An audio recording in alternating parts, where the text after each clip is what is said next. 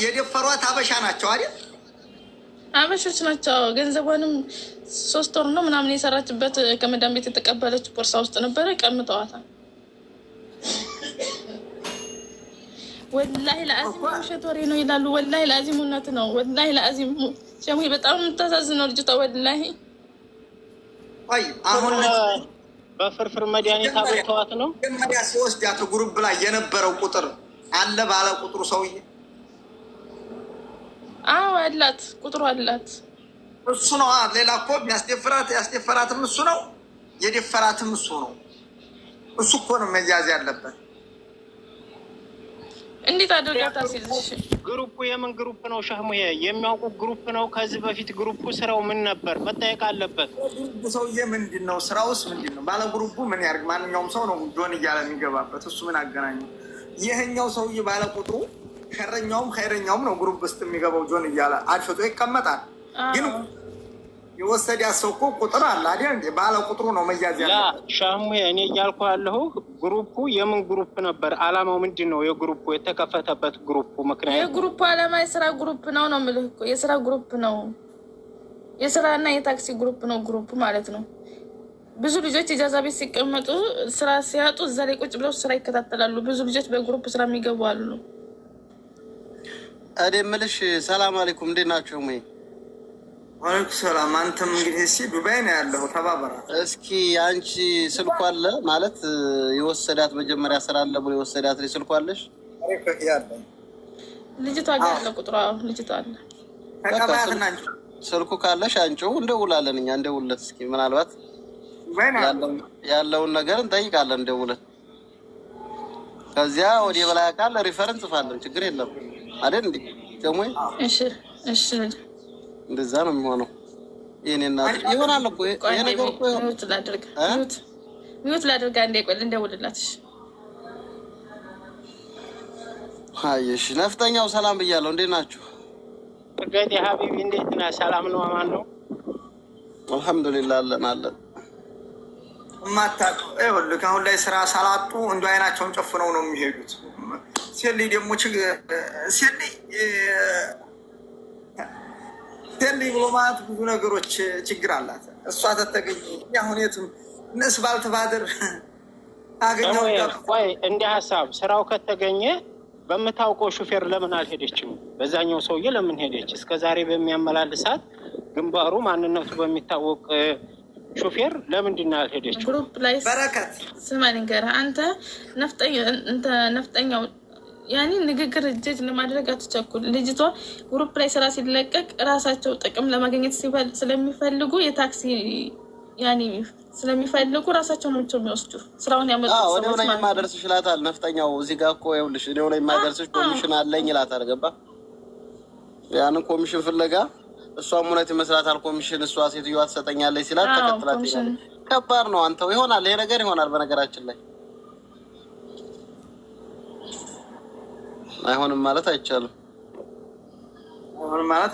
ይሆናል። ኧረ ከባድ ነው። እዚህ ሀገር ያለ በላተኛ አንተ ወላሂ እንደውም የሳውዲ እዚህ ሀገር ያለ ሌባ በቁምም ማለት እንደሚሸጥል አላህ ብላ አረገኝ እና ልጅቱ ይቅርሳ ግን እና ልጅቱ አትቀርብ ማቅረብ አትችልም። አዎ ላይ ብትገባ አሪፍ ነበር ከቻለች። ብዙ ሆነው ነው አሉ አሟታል። አንድ ሳያማን እንኳን ታውቂዋለሽ አንቺ ምን ልንገ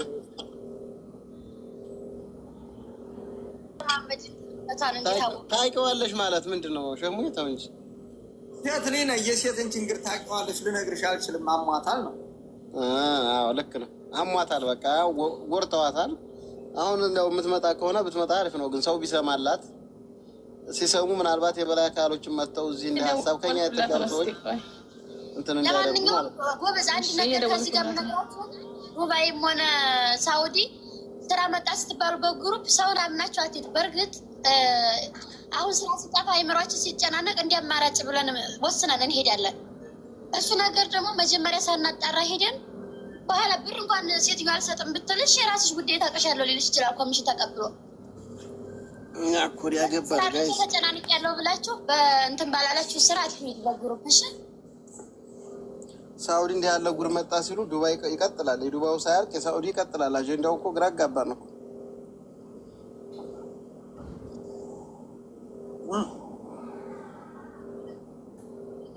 ማን ነው ስሟን ያጠፋው? ማን ነው ስሟን ያጠፋው? አሰላሙ አለይኩም ወራህመቱላሂ ወበረካቱሁ። ተመልካቾቼ እንደሰማችሁት እንግዲህ እንደዚህ አይነት ጉድ እስከዛሬ በሳዑዲ አረቢያ ነበረ ስንሰማ የነበረው። ነገሩ ወደ ዱባይ ተገልብጧል ማለት ነው።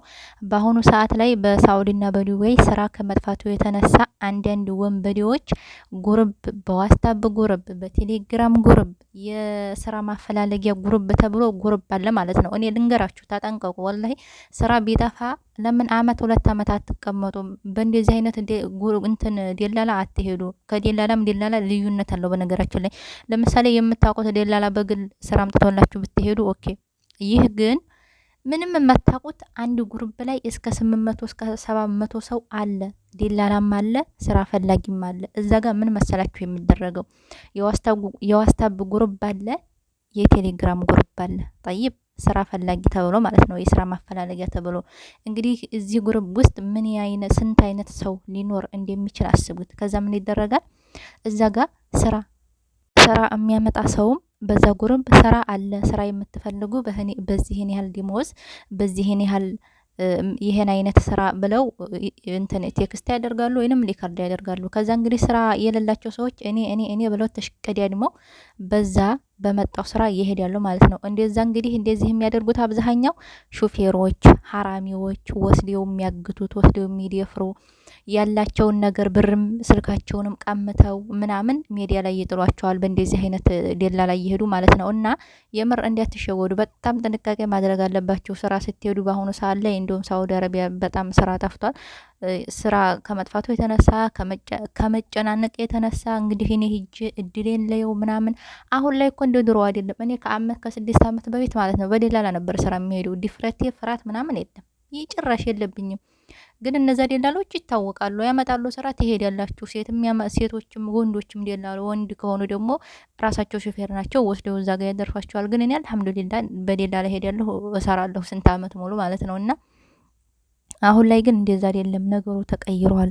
ወስደው አግተው ደፍረው የያዛችሁትን ንብረት ዘርፈው ሜዲያ ላይ ይጥሏቸዋል። አብዛኛው ስራ አንጥተው ስራ ሳይሆን የሚወስዷችሁ እናንተን ለማሰቃየት፣ እናንተን ለመድፈር፣ እናንተን ለመዝረፍ። አሁኑ ሰዓት ላይ ወንዱም ስራ ስለጠፋ እዛ ጋር ብዙ አይነት ሰው እንግዲህ ሊንኩ በቲክቶክ ይለቀቃል፣ በቴሌግራም ይለቀቃል፣ በዋትስአፕ በተለያዩ ግሩፕ እንግዲህ ሸር ይደረግላችኋል። ምንም አይነት ግሩፕ ይሁን ዋትስአፕ ላይ የስራ መፈራረጊያ ግሩፕ ነው ምናምን ተብሎ ሸር ይደረግላችኋል። እዛ ጋር ሄዳችሁ ጆይን አድርጋችሁ ትገባላችሁ። ከዛ ስራ ሲመጣ በዛ ትሄዳላችሁ። እንደዚህ አይነት አደጋ ትጋለጣላችሁ ማለት ነው። አተርፍ በያግዳይ ያላችሁን ተዘርፋችሁ ተደፍራችሁ ሜዲያ ላይ ትጠላላችሁ ማለት ነው። እንግዲህ ይችላ ያሰቡት የደረሰባት ግፍ ራሳችሁ ሀበሾች ናቸው። ስራ አለ እንዲያለችው ልጅቱ በእንደዚህ አይነት ግሩፕ ሄደች፣ ስራ ተደፈረች፣ ያለቻትን ብር ዘረፋት፣ ሜዲያ ላይ ጣሏት። እንደዚህ ነው ያደረጓት። ስለዚህ በየትኛውም አረብ ሀገር የምትገኙ በእንደዚህ አይነት ደላላዎች አበዳን በግሩፕ በሚመጣ ስራ እንዳትሄዱ። እዛ ጋር ከስራችሁ ተደፍራችሁ ተዘርፋችሁ ነው የምትመለሱት። ስለዚህ ርዚቃችሁን አላህ እስከሚያመጣው ድረስ ቁጭ ብላችሁ መጠበቅ ነው ያለባችሁ ቤተሰብ። እና ይህንን ቪዲዮ ሰብስክራይብ እና ላይክ እያደረጋችሁ እንደዚህ አይነት ነገር በነገራችን ላይ አትናቁ። መረጃውን የሚፈልግ ብዙ ሰው ስላለ ማለት ነው።